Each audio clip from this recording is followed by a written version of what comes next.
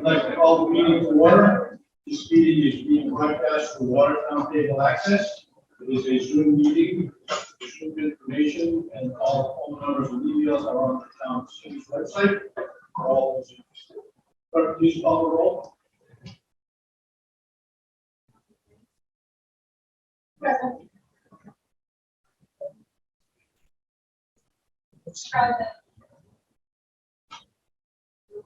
Push that closer.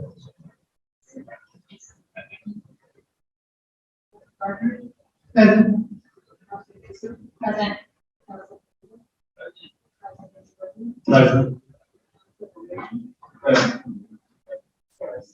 Thank you. Please rise to the pledge of allegiance.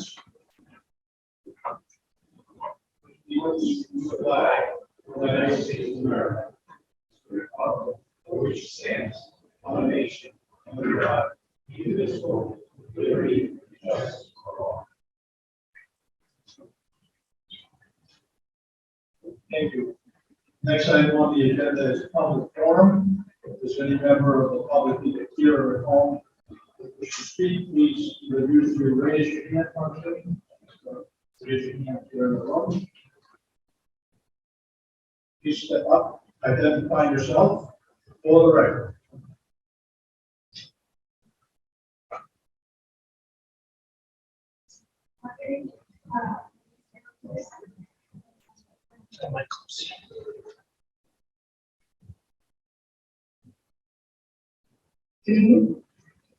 I'm here tonight to speak in favor of the resolution supporting fair share amendment.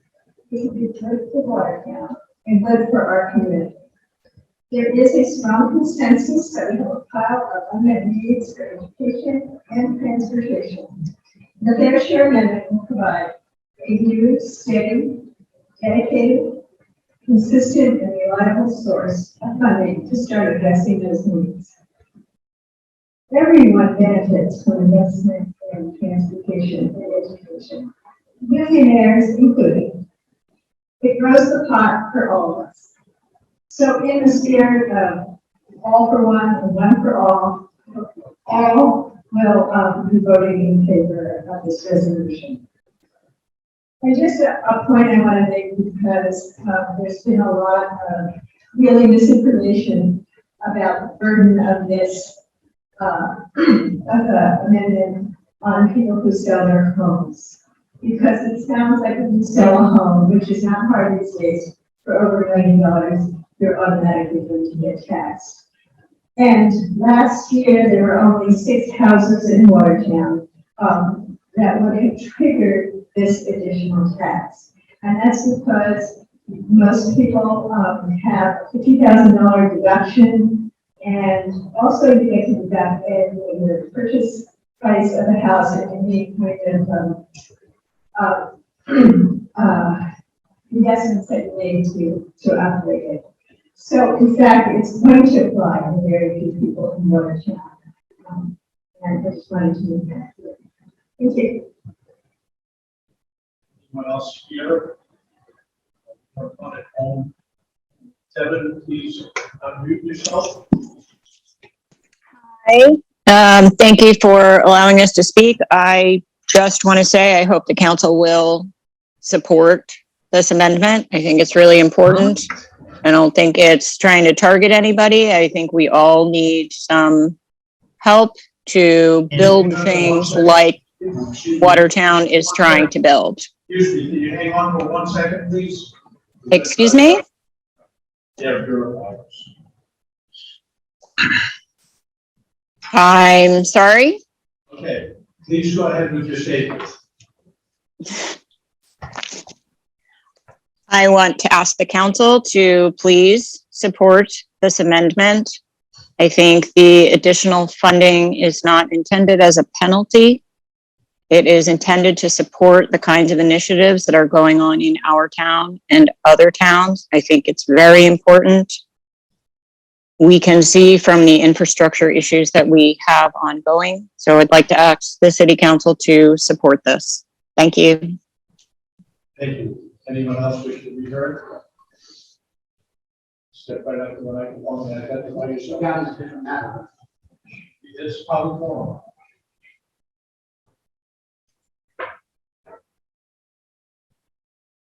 Hi, my name is Costas Kruskis. I'm here on behalf of my employer, D&D Pizza on Mount Auburn Street in Watertown. And the reason I'm here is there's been a problem with the parking situation. The people who work there, we're there from a lot of times from 11 o'clock in the morning till 10 o'clock at night. And they've been they keep saying that every 2 hours they want the cars moved.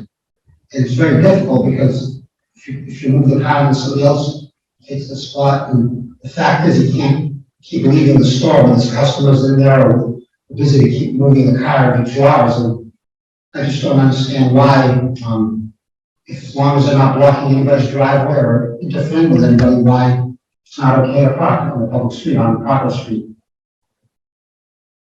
Since we're, since he owns a business there and his employees there, they really, like I said, they have to be there all day. They can't just keep leaving and taking the car somewhere else. So that's why I'm here tonight. Thank you. Thank you. Anyone else wish to be heard?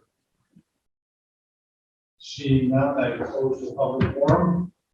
Move on to the next item on the agenda, which is the examination of minutes. And I get a motion on the minutes of October 11th. I make a motion to accept the minutes of October 11th as written. Is there a second? Sorry. Discussion. All those in favor? Aye. Opposed? The ayes have it. Next item is President's report, and I want to remove this motion because the meetings have been scheduled and we feel we don't need to change any of the dates, which were wrong anyway. So this item has been removed. Next item is presentations of petitions, proclamations, and similar papers. And this is a confirmation of a proclamation honoring Thomas J. Tracy on his retirement as city auditor and interim city manager. As everyone knows, at the last council meeting, we had a brief celebration at the end honoring Tom for all his service to this community. And this was a proclamation that was attached to it.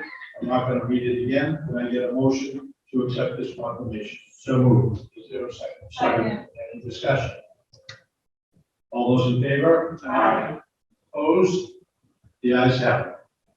Next item on the agenda is an informational presentation by the Charles River Watershed Association, and I'll recognize the city manager to introduce this item. Thank you. Here this evening, we have a presentation from the Charles River Watershed Association on how Watertown can build climate resilience. We've had a lot of conversations here in council and beyond about the importance of climate resilience and implementation of our climate plan. I will, in the interest of expediency, introduce Emily Norton from Charles River Watershed Association. I have a chance to be just outside and have her introduce the rest of her team and the presentation they're going to do tonight. Thank you.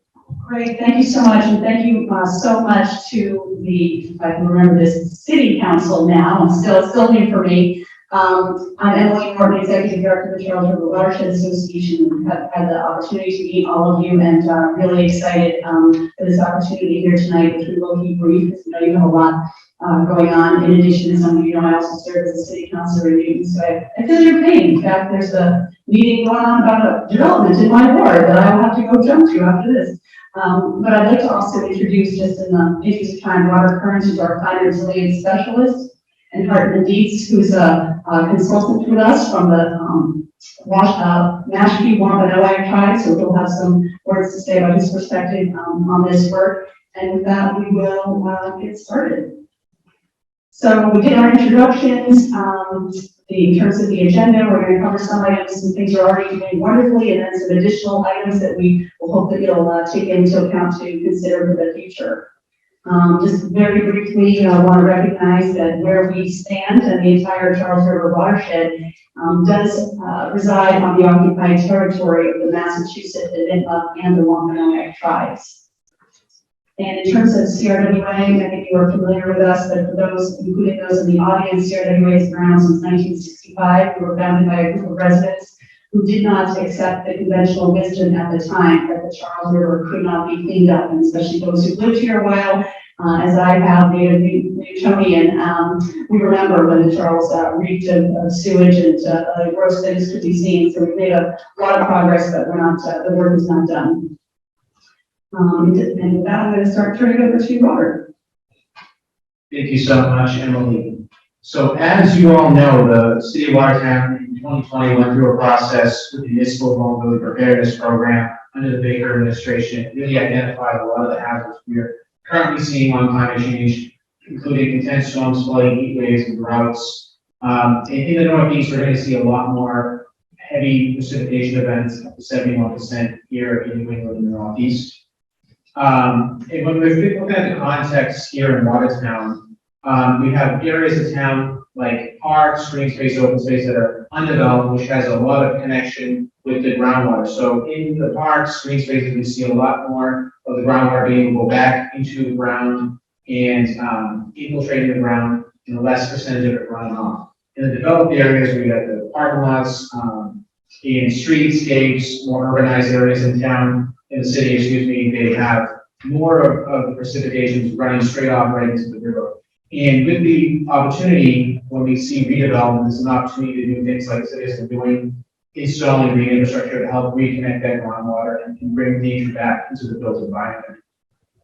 And this is just a graph showing where Watertown compares to other cities and towns in the watershed. It's on the right side of the map, so it shows that there is a higher percentage of impervious cover of the blacktop pavement, as we know. And this is just a quick summary of where Watertown is within the watershed. The darker areas on the left show areas of more impervious cover of blacktop streets, sidewalks, and on the right shows the red where there's more vulnerability to flooding. So this shows that areas with a lot more parking lots, a lot more blacktop can see more instances of flooding.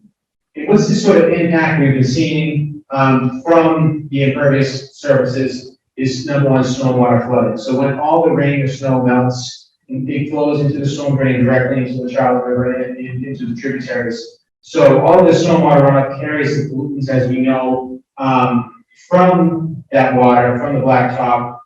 For example, if there's dog poop, if there's any detergents, fertilizers, that goes right directly in the river, unless we do things like the city's been doing a great job at installing the green infrastructure. And the impact we're seeing from that is the cyanobacteria blooms down in the lower basin in Watertown, which can really impact health, but also not of just people, but of dogs and other animals. Just want to touch on this. In Watertown, we have state designated environmental justice communities, as we know, for minority and minority income. And you see from the map, the yellow areas and the green areas are those neighborhoods within the city. So those areas have historically been more impacted or burdened by some environmental harms. And I'm going to pass it off to Hartman to talk a little bit about the impact of dams on the health of the river. Hello, thanks for hearing us today. The health of the river, the general health of the overall river is also something to be concerned with. Some I'm certainly concerned with, and we see what happens when we put up dams is it slows down the water. And I know that myself, I like to go out and canoe. I enjoy that, and a lot of people say, "Oh, it's good, but what's the trade-off? Right? What do you have to trade for that ability to have some deep water?" And what you're trading off is the actual health of the river itself.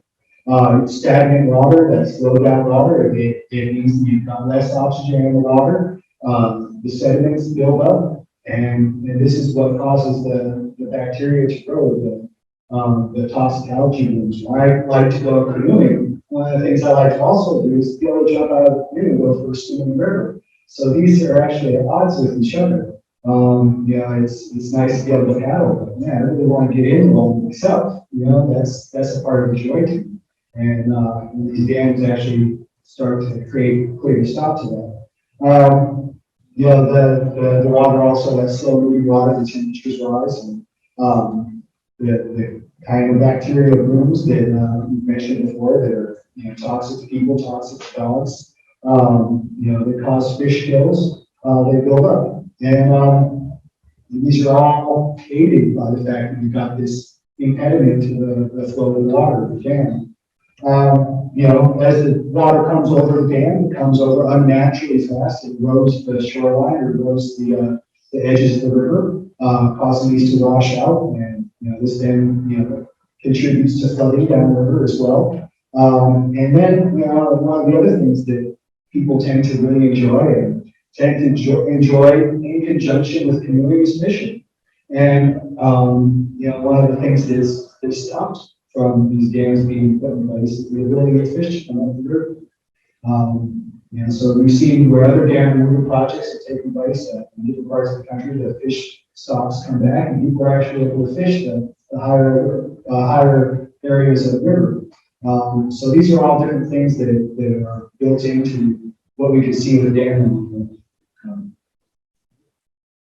Thank you so much, Hartman. In bringing it down close into the city of Watertown, a lot of people know this, but just high level, Watertown Dam is an aging structure, 56-year-old, it's in fair condition. We've been really talking to folks in the community-based organizations, the Conservation Commission, thank you to the chairman here tonight for his letter to you all, as well as talking to surrounding communities up and downstream about this issue and the great opportunity to restore the river. The next steps on this is we're really looking to see some more support from the city council. Maybe a letter of support. A resolution would be really great to help urge the DCR to take action on this issue.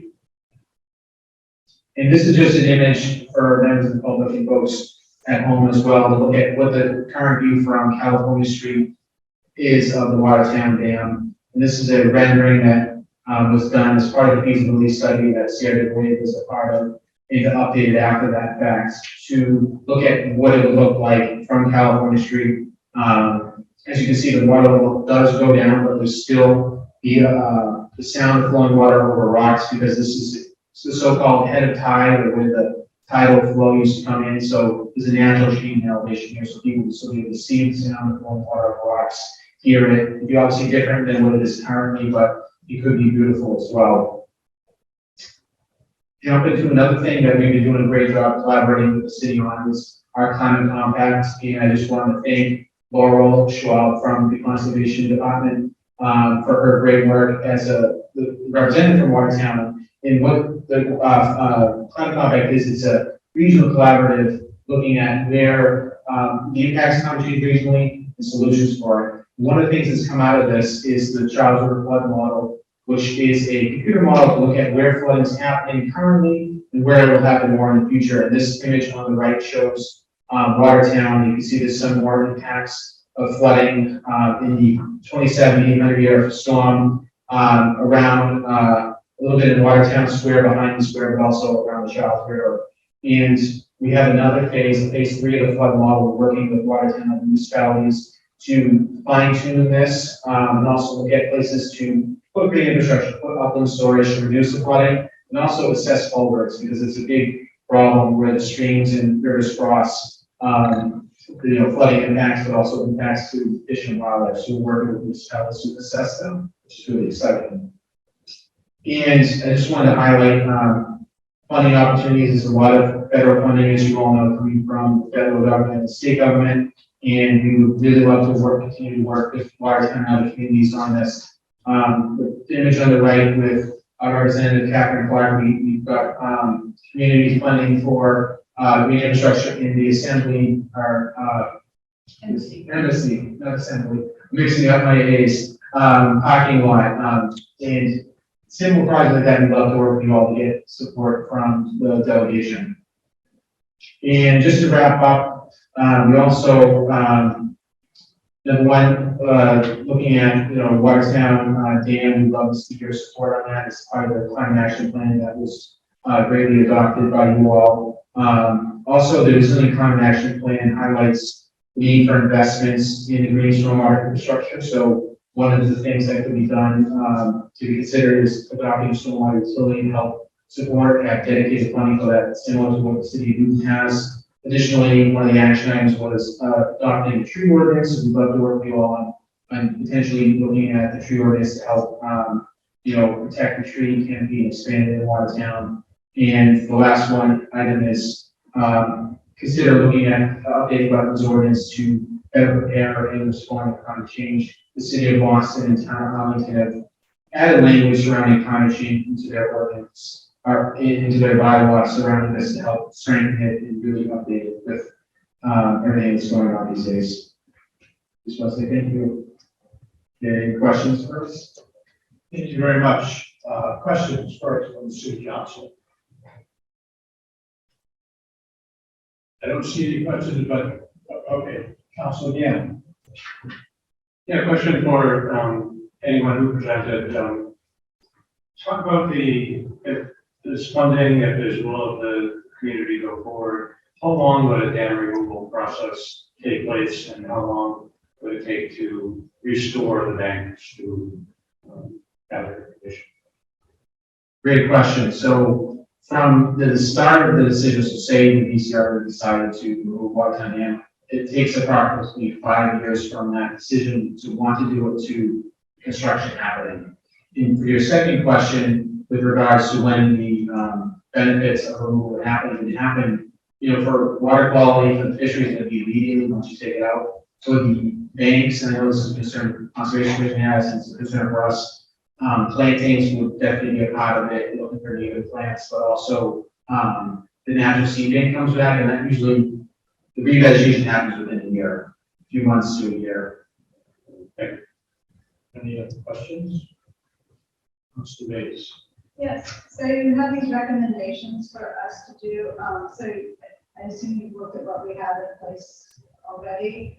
Like, if we were to refer these to committee, do you have specific recommendations for how we could strengthen, like, for instance, strengthening our field ordinance? Sure, yeah, you might know that Cambridge strengthened theirs, is looking at that, not only public trees and street trees, which have some protections and rules under state law, but private property. And it does get controversial whenever you're trying to restrict or put further restrictions on what people can do on their private property. But when you look at the benefits, particularly of the short trees that are 30 years old or more, in terms of the amount of carbon they sequester, the stormwater they hold, cooling the air, cleaning the air, it's really this incredible low cost climate resilience, climate mitigation machine that we treat pretty cavalierly.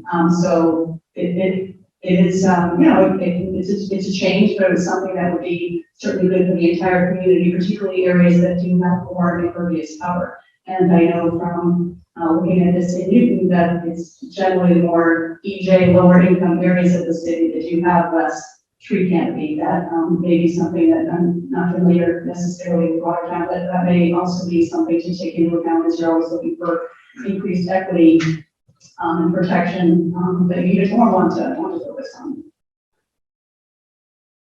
Any questions? Let me just also thank you for your presentation. I think with some of the action steps we'll be working, we did get the letter from the Conservation Commission. We'll be working with Stephen Gould, Community Development and Planning Director, Assistant Town Manager, City Manager, and we're making the appropriate referrals to subcommittees to discuss these issues. I think from what I'm hearing tonight, your biggest issue would be first the dam. I know we are talking about 3 ordinances already, and we're talking about, we've already done a lot of work on stormwater things. So yeah, I do think that from what you're saying tonight, a 5-year, from a decision and 5 years out from that, I think that's the first thing we should probably be talking about. So I'll be working with them to work on that first. That sounds fabulous, and we very much understand the limited capacity. Anything we can be doing to research stuff, hold meetings together, go haranguing Congress folks or your state delegation for more funding, we are happy to be of service in that way. Thank you very much. Okay, thank you. Thank you. Okay, the next item on the agenda is motions, orders, and resolutions. And 8A is a resolution in support of the fair share amendment. The resolution reads as follows: whereas the best way to help working families to build a stronger economy for us all is to make sure that we have quality public schools for our children, an affordable public higher education, and a reliable transportation system. Whereas students need a well-rounded education founded on a rich and varied curriculum that includes science, technology, engineering, and math, STEM, music, art, and athletics. And whereas major investments in public education are needed to help students recover academically, socially, and emotionally from the COVID-19 pandemic. And whereas tuition and fees at our public colleges are among the highest in the country, and students are forced to take on an enormous debt to receive a degree. Whereas new state revenue is necessary to improve our public schools from pre-K through college, and make public higher education affordable again. And whereas Massachusetts needs new investments in our transportation and public education systems, even before the COVID-19 pandemic, and now those investments are needed more than ever to lift our economy into an equitable and long-lasting recovery. Whereas our Commonwealth's highest income residents, who've seen their collective net worth skyrocket in recent years, pay a lower percentage of their income in state and local taxes than do the rest of us, they clearly have the ability to pay a little more for the investments we all need. Therefore, be it resolved that the City Council of the City of Watertown supports the proposed fair share amendment that would create an additional tax of 4 percentage points on annual income above $1 million, dedicate the funds raised by this tax, quality public education, affordable public colleges and universities, and for the repair and maintenance of roads, bridges, and public transportation. Can I get a motion on the resolution? I'll make a motion that we accept the resolution. Is there a second? Second. Discussion. Councilor Izzo. So I'm gonna be voting no against this because I think we are a nonpartisan elected body, and this is, of course, an issue that we're weighing in on, and all councilors, including myself, have endorsed this outside the council chambers. But I believe that this is an inappropriate use of our power and resources. I think it opens the floodgates for other issues that we can potentially weigh in on that we don't really have any authority over, such as other state and federal issues. I think the council should be sticking to things that have to be watched. Any other comments? Councilor Izzo. Thank you. I think most of you know how that I support question one, and I will be voting in support of it in the upcoming election. However, despite my personal beliefs and feelings, I won't be supporting this resolution. Watertown's a city of, over 35,000 people who are very across the beliefs. I don't believe it's the council's role to pass a resolution to influence people's vote in the state election. That has to do with state taxes, which falls outside of the council's resolution, council's jurisdiction. Just imagine if we were to entertain a resolution in support of a candidate over another candidate in the state election. I sincerely hope that this council will vote something like that down, and I see no difference between that and what we have in front of us here tonight. Although there's a consensus among all the council of how we will vote on question one, I cannot, in good conscience, vote in the affirmative on this. A resolution is a policy directive from the city, and this would be us telling voters how to vote on a particular issue, when the right course of action would be let them decide for themselves, regardless of our personal beliefs and feelings. Any other comments? Thank you, Mr. President. Yes, could make note as well that the majority of councilors endorse the canvassing for this ballot question and support of the question, and our names are on the flyer. I'm going to take the comments into consideration in terms of our role as councilors and message we give as a body to the voters. Comments, Councilor Deetz.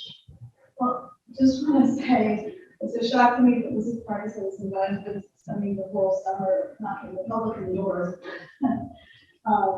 This is not a partisan thing. We had Republicans and Democrats on all of this or not. And I had Republicans say yes, they would support it. I had Democrats say no, they wouldn't support it. I don't see this as a partisan thing, and as far as not being related to the town government, this is to raise money for us, to raise money for not just the state of Massachusetts, but to raise money for the towns and for the schools and for the transit, and to help us do the things that we want to do. We are not making a statement about partisan, but we are making a statement about that we need this money to help us do our jobs better. So I just wanted to let you know that the Democratic Party has nothing to do with this, the Republican Party has nothing to do with this. This is an independent effort by citizens, and it is no way partisan. Thank you, Mr. President. Normally, so this is a big deal, and normally, I draw a clear line between the Watertown business and sort of what's not Watertown business. So it would be these sort of general resolution for support things. But personally, I won't be supporting this because I feel this is different. And part of the reason I feel it's different is in the last 15 years I've been on this council, we've spent an incredible amount of time lobbying our state legislators for more money for our public schools, more money for our public education and public schools and public transit and public roads. These are things that we really need help from the state. We need more money from the state, taking on public education program. And we've not been shy about asking the legislature to find more money for us. And I feel that the purpose of this, the way that the funds are actually dedicated to public education and public transportation, really speak directly to our needs. So I do feel relevant in this particular case that I would vote for. Council Plummer. Thank you. I will be voting in support of the resolution too. I have to reiterate the idea that, as a councilor, I have heard, and we all have heard, the request for more money for education. And thoroughly, I think we can see that the number of calls we get, emails we get about improving transportation or public transportation are numerous. So it seems to me that if we have an opportunity to increase funding both from across the state, but also for Watertown, that we should take advantage of that and support the resolution. I do want to say that I don't know exactly the wording of the resolution that the school committee supported, but it seems to me that if the school committee can weigh in on this, then I think that we as a council can weigh in on this. The other question, and this is something that maybe just highlights a little difference between members of the committee. I see us as a public body that has a responsibility and often an opportunity to put our support behind items that are not directly related to Watertown in terms of that. Really, I think that's a very limited view of what we as a council can do. I do think that we as a part of the Commonwealth and that we can and should participate in and support or not support, depending on the issue, resolutions and efforts that are statewide. And so I will be supporting this because I think it's a direct benefit to Watertown. We will benefit from this as well as other communities throughout the county.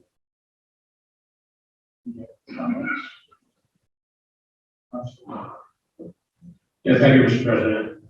I too will be supporting this resolution. I can respect my colleagues' concerns about maybe this may not be a local issue, but I can't see how extra funding for public transportation, for education funding, is not a local issue. It's not a local issue.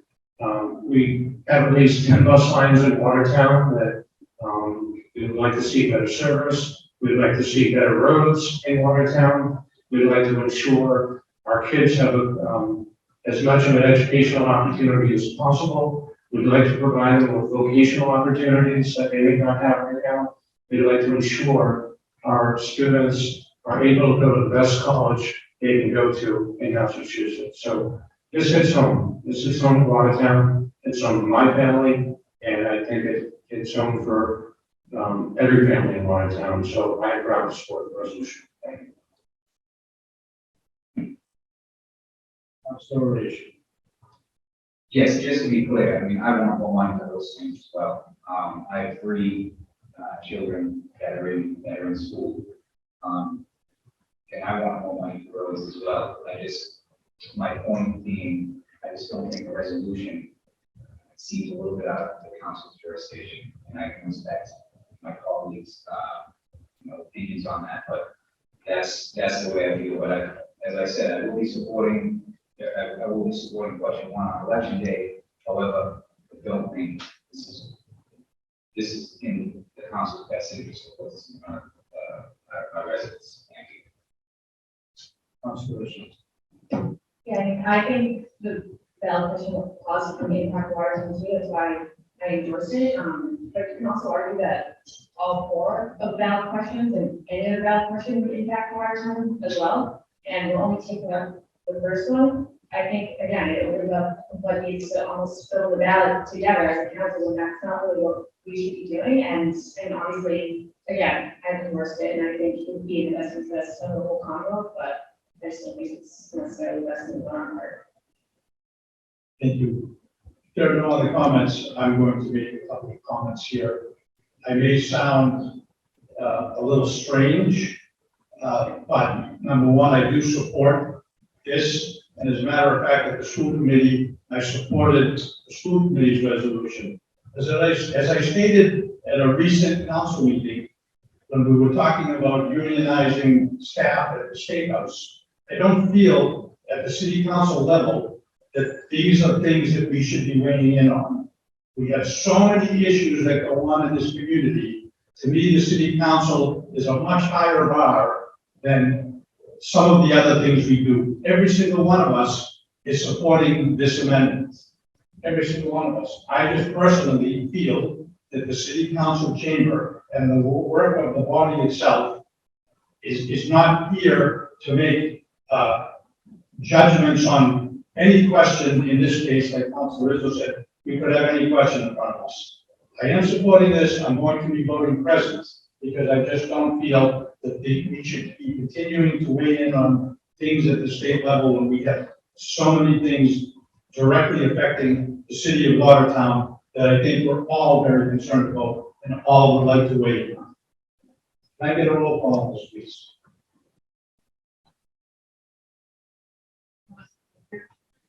President.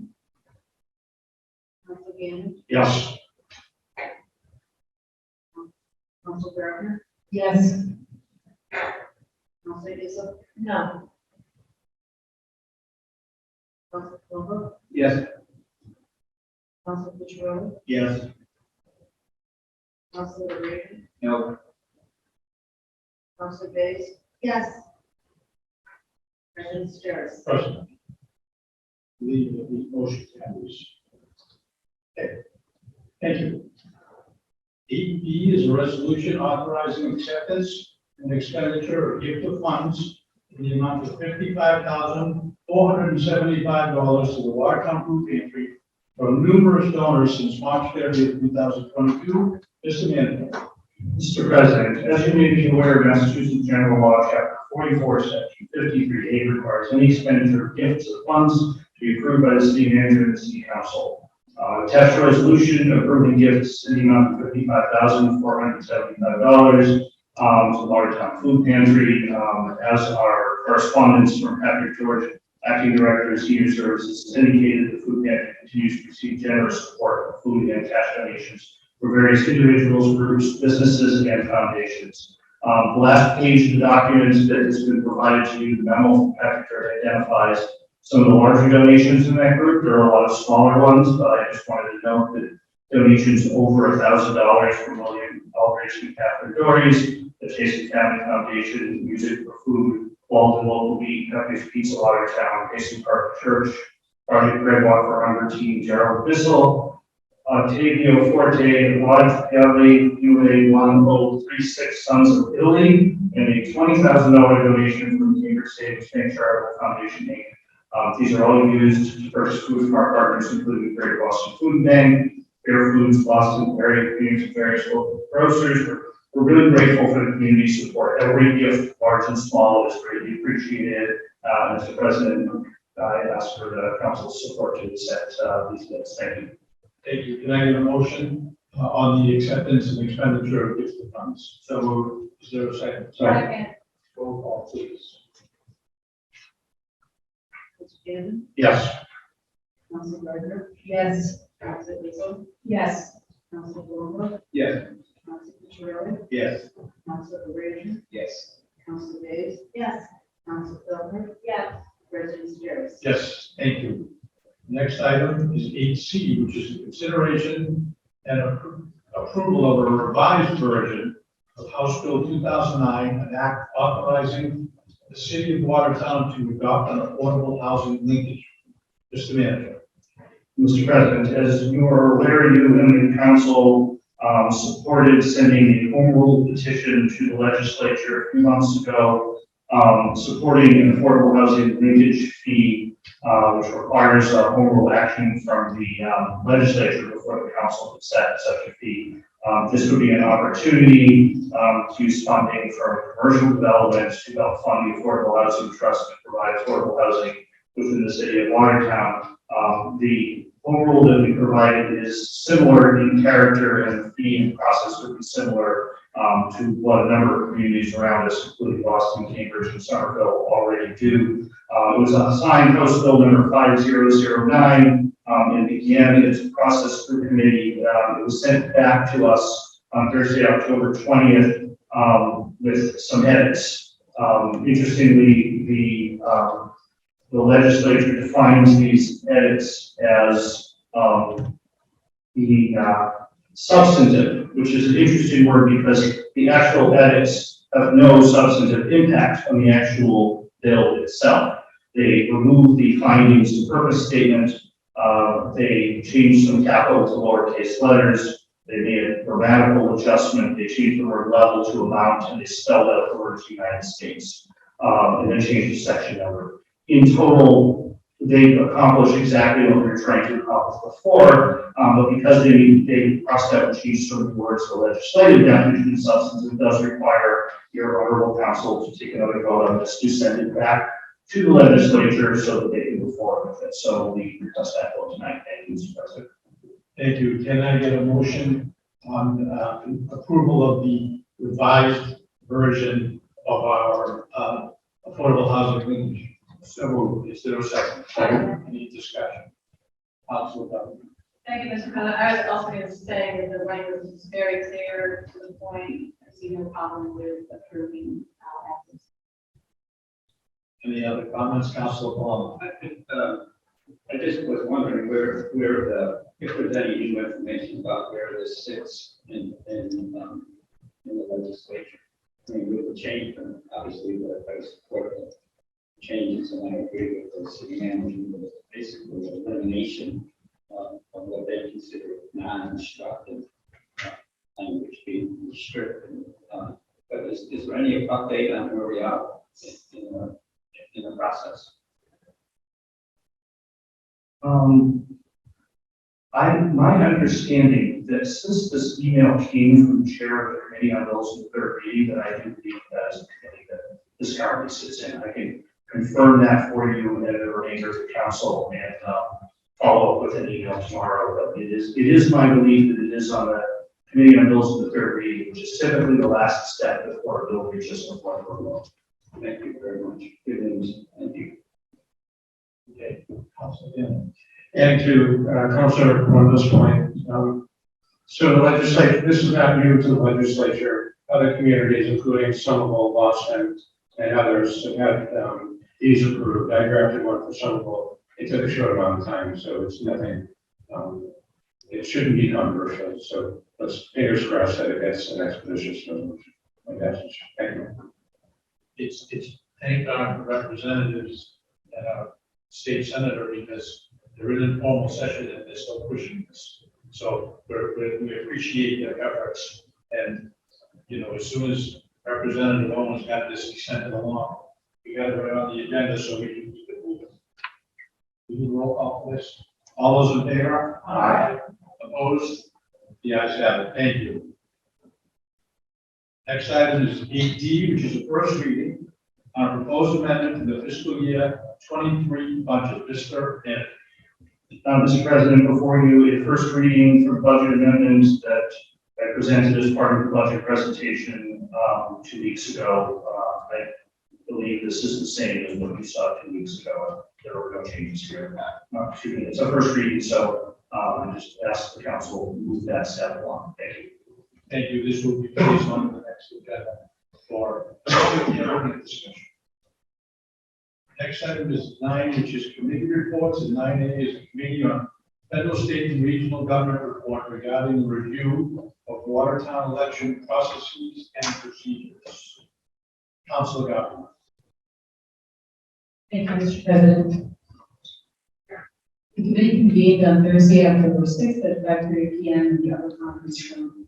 President Nicole Gardner, Chair, and Anthony Plummer, Vice Chair, and the Legal Secretary. President also, for Councilors Elizabeth Feldner, Vice President David Chirilli, and President Mark Sedaris.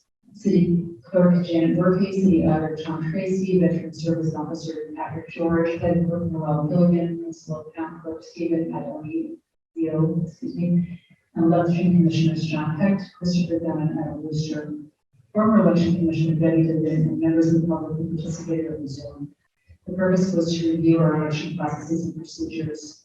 Nicole Gardner, Chair, began the meeting by presenting the following context. There have been questions raised by our election process and suggesting that the FSR Committee, Clerk's Office, Election Commissioners work together as a team to address where we are and where we want to go.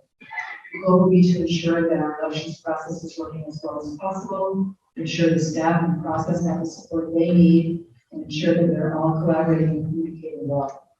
In recent years, there have been increased attacks on voting throughout the country. COVID has caused significant changes in the complexity of elections process, causing clerks and their staff increased pressure and workload. Election day is no longer just one day, but rather an entire month. In addition, Janet Murphy, our city clerk and chief election officer, is new to Watertown and to how elections are run in cities versus towns. The clerk's staff has not been increased to reflect the changes in the voting processes and is down 1 person currently. Councilor Gardner has spoken with Attorney Lauren Goldberg from KP Law, which is the firm Watertown uses for legal counsel. Attorney Goldberg is an expert in election laws and the implementation of the laws. She used to be counsel in the Elections Division of the Secretary of the Commonwealth's Office, and she currently assists city and town clerks in implementing state election laws. She also has worked with Watertown on our recent charter review process, and so knows our city. Councilor Gardner suggested we work with Attorney Goldberg and looked it up to the committee for comments. Councilor Paloma suggested we might consider working with another attorney as well. Councilor Gardner proposed that Attorney Goldberg arrange training for the Watertown Clerk's Office, election commissioners, and members of the FSR Committee. This training will be open to all interested councilors. The topics to be covered included first, what is the law, how is it implemented, and second, what are the roles of the clerk's office, the election commissioners, and the city council. Topics would include registration, qualifying of candidates, ballot content, requirements for absentee, early voting and voting by mail, polling locations, and what happens on collection day and what happens should there be a recount. Councilor Paloma suggested we include how to increase voter participation. Councilor Gardner suggested we also include how to increase accessibility. Council President Sedaris suggested working with defining the roles and responsibilities first and then address the goals. Councilor Pizzo suggested another topic would be communication to voters on redistricting and polling locations. As parts of Watertown have been interested to growth at the municipal as well as the state level, and many voters are not even aware of this or why they are redistricting. Former election commissioner Dugan suggested we could also include ballot security at the mail and ballot drop box. Clerk Janet Murphy said Attorney Goldberg is great at expanding election topics. Councilor Gardner also noted we can try to get a sense from the community on how they perceive voting and how do we engage with those who don't currently vote. Overall, the committee agreed with the training proposal. Councilor Palumbo expressed a concern that there is an election coming up quickly in November, and it seems that it will be a 3 to 4 month process. Councilor Gardner said the clerk's office is currently short-staffed and the voting process has already begun for the November general election. She therefore suggested the training should be planned for after the November election. The committee agreed. Member of the public, Diane Tiernan, raised the issue of signage. She wants to be sure the signage is clear as to locations, as she had witnessed someone in the September primary give up on voting because of the locked door, and there was not proper signage as to where the great entrance was. Election Commissioner Adam Brewster wants to make sure there's an intention to capture this training so that successors will not make mistakes and this new updated process will become the norm. Former Commissioner Dugan asked if the City Council can work with the state legislature to make primaries earlier, perhaps in June. Councilor Gardner said she'd be happy to ask that question at the state delegation. Councilor Rizzo asked if there's a way to work with the schools so that the election day is not on the same day as the school day. Clerk Murphy explained there will be no school for the general election in November, and they have been working with the Watertown schools on making sure schools will be closed on election days. However, there was a mix-up in the September primary, which ended up resulting in election day and the first day of school following on the same date. Commissioner Dunn explained that it is wonderful to work with Clerk Murphy as well as with former Clerk Flynn and their staff. He said communication with them was more than adequate and the office is always cooperative. We have an action item. Councilor Palumbo made a motion, seconded by Councilor Rizzo, to recommend that the City Council endorse training Attorney Laura Goldberg in for a training election commissioners, City Council, and the Clerk's office, voting unanimously 3-0. This meeting adjourned at 6:14, and I want to take a moment to thank Councilor Rizzo for thoroughness. Thank you. First, can I get a motion to accept the report? So moved. Is there a second? Second. Any discussion on the report? Councilor Dean. Yeah, thank you, Mr. President. I have a question concerning the availability of the training. Should I wait until the motion? This is just a report. Okay. All those in favor? Aye. Opposed? The ayes have it. Can I get a motion to endorse that we have the Attorney Lauren Goldberg by training for election commissioners, the City Council, and the City Clerk's office? So moved. Is there a second? Second. Councilor Dean. Thank you, Mr. President. So I've been to trainings with Attorney Lauren Goldberg about election law. She's very knowledgeable. And maybe a suggestion that instead of the training being open only to councilors, to election commissioners, and to staff, that I think it'd be wonderful for transparency and openness of election processes, that the training be open also to members of the general public by Zoom. When we get to that point, Sure, thank you. are there any other questions or comments? All those in favor? Aye. Opposed? The ayes have it. Next item is 9C, which is a confirmation of a committee report, which was the Committee on Personnel and City Organization report regarding the development of the process of selecting candidates for the position of the municipal policy analyst. This was read at our last meeting, and I did a motion to accept this report. So moved. Is there a second? Second. Any discussion? All those in favor? Aye. Opposed? The ayes have it. New business. Any new business to come before the council? Seeing none, we're going to move on to the communication from the city manager. 11A is an update on Massachusetts municipal operated specialized stretcher. Thank you, Mr. President. As you may be aware, Massachusetts has a statewide voting code, while other states sometimes allow local governments to establish stronger regulations around building code. Massachusetts building code is a statewide standard, and there is a particular statement in state law that says that local governments cannot pass additional regulations that would contradict or get beyond the stretch code, the state standard code. A number of years ago, Massachusetts offered something called stretch code, which was an opt-in stronger energy code that the communities could opt into. And Watertown opted into the stretch code at that point in time. Over time, the building codes came such that a lot of the standard code information reached up to and matched a lot of the energy requirements of stretch code. Meanwhile, the world of building technology and opportunities to create higher energy efficient buildings became more possible, and the technology moved on this in such a way that there's more opportunity to be able to go a bit further. The legislature instructed the Mass Department of Energy, DOER Energy Resources, to create what they refer to as a specialized stretch code, which is an additional opt-in code that would allow communities to have a higher energy efficiency standard in new building development projects, renovation work, anything that comes along with this review as part of the building permit. As part of our climate energy action plan, section BE 2.1, the Energy Manager's Office is responsible for moving forward on stretch code issues, and part of the plan was encouraging us to adopt the strongest energy efficiency building code we can as part of our climate goals. DOER recently finalized the wording for the new codes and submitted them to the Joint Committee on Telecommunications, Utilities, and Energy for review, which now has 30 days to call for a public hearing on the proposed regulations and issue a report back to DOER.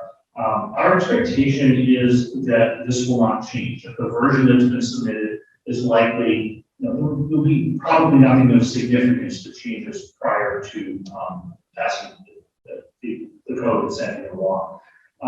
There's a particular regulation here that says that if a local community adopts the new specialized stretch code, adopts it by December 31st of this year, it would take effect July 1st of 23. And if it's adopted by July of 23, it wouldn't take effect until January 24, so it would take 6 months longer to take effect. Being that we have been a community that has set a standard on energy efficiency, I would like to have us take the opportunity to consider trying to position ourselves to adopt the specialized stretch code in time for the earlier deadline so that the new energy code will take effect in Watertown on July 1st, 2023. At the same time, I do not think it is prudent for us to adopt a code when we don't know what it is. In other words, adopt a code before the state has finalized it.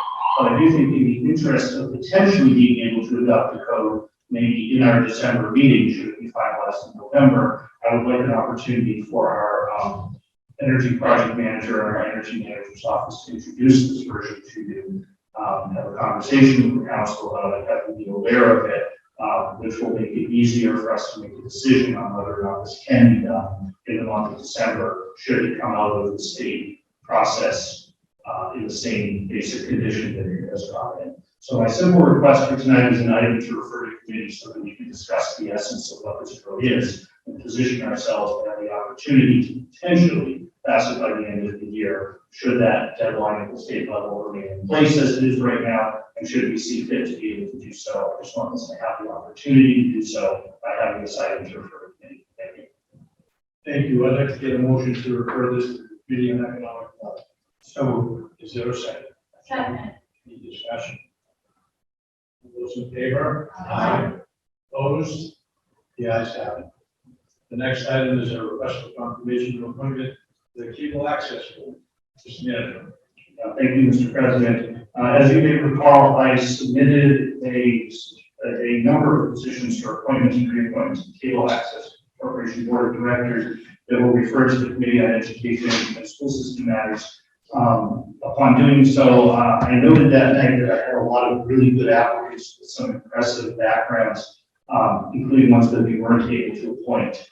Since that time, one of the individuals that was sent along for an appointment to run through September 15, 2024, has withdrawn his nomination, which has allowed me the opportunity to present James O'Connor, an individual who actually has work experience working in local government cable in both Boston and Amherst, a resident and Watertown parent, the opportunity to also nominate him to fill that spot at the on the Cable Access Corporation Board of Directors. So I request your referral to move Mr. O'Connor's appointment along with the others unless somebody will pass. Thank you. Then I get a motion to send this to the Committee on Education. So moved. Is there a second? Any discussion? All those in favor? Aye. Opposed? The ayes have it. Mr. Manager, anything additional? Mr. President, one additional item, just a reminder that early voting is underway and will be held here in the ground level of City Hall November 4th. Voting will be held during work hours, 8:30 to 5 on Monday to Friday, and on Saturdays and Sundays from 9 a.m. to 1 p.m. Voting on election day is conducted at local precinct locations will be on November 8th from 7 a.m. to 8 p.m. Thank you. Thank you. Requests for information. Any requests for information? Announcements. Any announcements? Council. Thank you. Just briefly, as I asked the councilors on the committee to stay after the meeting tonight to nail down some dates. The calendar is very tight, so we should pick a date for the economic development and planning that we follow on the stretch of the week. Council Law. I just want to take a moment, if I might, to offer a few appreciations. Last week, we had an opportunity to have a discussion on zoning and planning in Watertown. That was done by presentation by members of the community development plan. So I want to totally appreciate Steve from doing the director of the Department of Community Development and Planning, as well as our assistant city manager. Ian Schreiber, our senior planner, and Larry Fields, our housing planner, and Antonio Mancini, zoning enforcement officer. Just appreciate their effort and their participation. It was actually quite interesting and I think useful. The second note of appreciation I would like to make is to my colleagues and who on the Community on Human Services last night. Last night we had a meeting on rodent control. There were over 50 people participating in it. I want to appreciate all the members of the community who attended both in person and Zoom. Appreciation to my colleagues who sat through a 2.5-hour meeting, as well as to Mr. Tom Watkins from the Department of Works and Larry Van, our director of I just want to be announcing that on November 3rd, District D, we'll have a meet and greet with the new city manager, George Cuevas. It's going to be at the community room at the police station from 6. It goes to 8, but but hopefully everyone in District D can come for their questions and introduce themselves to our new manager. Any other councils? Council. Just point of clarification, would it be appropriate to announce a community event? Yes. Yes, thank you. So I'd like to pass along a reminder that the Watertown Boys and Girls Club is having a 50th anniversary gala this coming Friday, October 8th at 6 p.m. at the Atlantic Cultural Center. And on the event is always a wonderful community event, but in a special, especially this year, there is one individual who's being honored with the special event to commemorate John Arazian, the elder, at that event. And speaking as a initial member of the Boys Club that's celebrating its 50th anniversary, I was among that first class of individual youth who were members, and betraying my age, but I think it would be wonderful if the community showed up for that fundraiser at the Atlantic Cultural Center. Thank you. Any other announcements? And a couple things. First of all, I just want to apologize to the people at home if they can't hear me. I've been getting texts that they haven't been able to hear our meeting, and our closed captioning can't even understand what we've been saying. So I want to apologize for that and make people aware of that. I have 2 other announcements. Tomorrow night, the Watertown Community Foundation and Arsenal Yards are hosting the first Watertown's Got Talent show outdoors at 5:30. at Arsenal Yards, and it should be an interesting event. There are 9 people signed up, and I see Acting Chief Nicholson is here, who's also going to be a judge with some others, and it should be a fun event. Hopefully it'll stop raining. And then, for those of you that didn't see it or haven't been made aware of it, the school building committee last week saw a 9-minute animated video on the conceptual new Watertown High School, either in the first meeting in November or the second meeting in November. I will be putting it on the agenda so that you can see it here and the audience can see it again at the table for those that didn't see it. It's a really wonderful expression of what this is going to look like. I think it's critical, and thanks to Mr. Tracy for reminding me that we should do that. Public forum. Any member of the public, either here or at home, wish to be heard? Seeing none, can I get a motion to adjourn? So moved. Is there a second? Second. All those in favor? Aye. Opposed? The ayes have it. Thank you.